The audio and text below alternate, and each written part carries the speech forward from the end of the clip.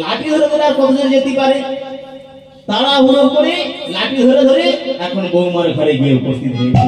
বৌমার ঘরে উপস্থিত হয়েছে, উপস্থিত হয়ে দেখে ওমা, আরে কুটিলা তুই আমাকে ডাকছিস কেন? বলে দেখো দেখো ওমা, তোমার বইয়ের অবস্থাটা দেখো, বইয়ের বক্ষের উপরে বাঁশি রয়েছে।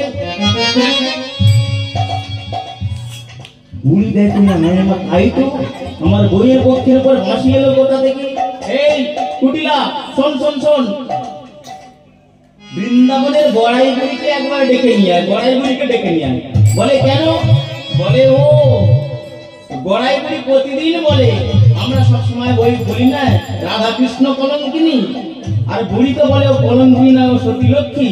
বুড়িকে একবার তুই ডেকে নিয়ে আয়, সে এসে দেখুক, হ্যাঁ সে এসে দেখুক আমাদের বইয়ের চরিত্রটা একবার দেখুক। এখন